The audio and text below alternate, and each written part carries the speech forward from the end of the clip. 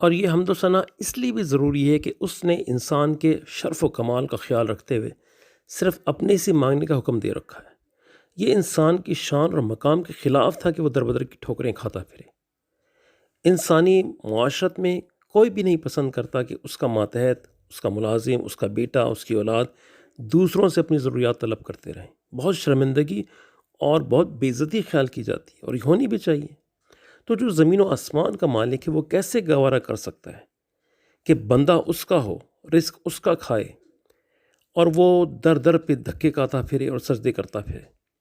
یہ بات خالق کے دو جہاں کی شان کے خلاف ہے، اس کی کریمی کی توہین ہے کہ اس کا بندہ اپنے خالق مالک رازق کو چھوڑ کر دوسروں کی چوکھٹ پہ ہاتھ پھیلاتا رہے۔ اس بنا پر دعا کے آداب میں پہلا قرینہ یہ ہے کہ آدمی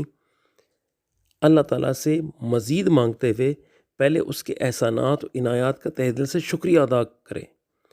اس کی ذات اقدس کی تعریف و توصیف سے مانگنے کی ابتدا کرے۔ جناب نبی کریم صلی اللہ علیہ وآلہ وسلم دعا کرنے سے پہلے حمد و ثنا کے کلمات ادا کرتے،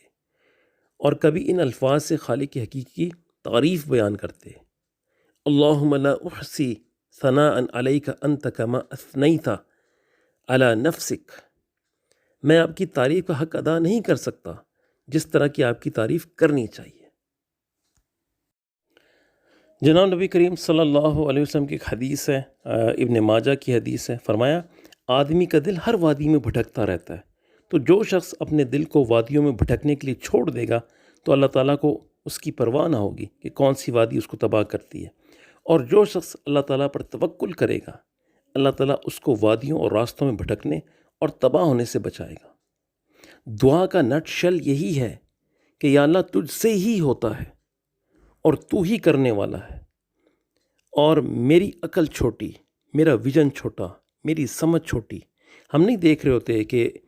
اس موقع پہ یہ جو چیز ہم مانگ رہے ہیں یہ میرے لیے مناسب ہے یا نہیں ہے۔ ہم تو کہہ رہے ہوتے ہیں ہمیں چاہیے، ہم اس میں خیر اور شر نہیں دیکھ رہے ہوتے، ہم کہہ رہے ہوتے ہیں جو کچھ بھی ہو جائے ہمیں یہ چاہیے۔ اور اللہ تعالیٰ حکمتوں والا ہے، وہ ہمارا پچھلا آگا سب جانتا ہے، اور ہم تقاضا کر رہے ہیں کہ اس وقت عطا کر دیا جائے۔ ہم اپنی دعا کو اگر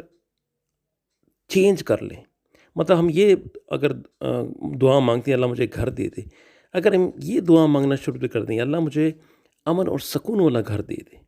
وہ چاہے کہیں بھی ہو مجھے وہ گھر دے دے جس میں امن اور سکون ہو، دعا کو تھوڑا سا چینج کر لیں، اس لیے کہ اللہ تعالیٰ کی حکمتوں پہ یقین لانا لازم ہے۔ اگر اللہ تعالیٰ کی حکمتوں پہ اور اللہ تعالیٰ کی فیصلوں پہ اور اللہ تعالیٰ کے علم پہ جو کامل ترین علم ہے اس پہ یقین نہیں ہوگا تو آدمی ڈاواں ڈول ہی رہے گا، اس کو پتہ نہیں ہوگا کہ میں جو دعا مانگ رہا ہوں آیا یہ قبول ہوگی کہ نہیں ہوگی۔ اور یہی وجہ ہوتا ہے اکثریت کے ساتھ کہ جب دعا مانگتے ہیں یقین نہیں ہوتا کہ جو مانگ رہے ہیں یہ مل جائے گا، اور جب دعا کرتے ہیں تو بس سمجھ لیتے ہیں کہ بس اس کو ملنا ہی چاہیے۔ بھئی ہم دیکھ ہی نہیں سکتے کہ جو چیز میں اس وقت مانگ رہا ہوں آیا یہ میرے لیے مفید ہے کہ نہیں ہے، اس میں خیر چھپا ہوا ہے یا شر چھپا ہوا ہے۔ تو توکل کی بات تو یہی ہے کہ اللہ جو چیز میں مانگ رہا ہوں آپ سے یہ مجھے عطا ہوگی اور خیر کے ساتھ عطا ہوگی،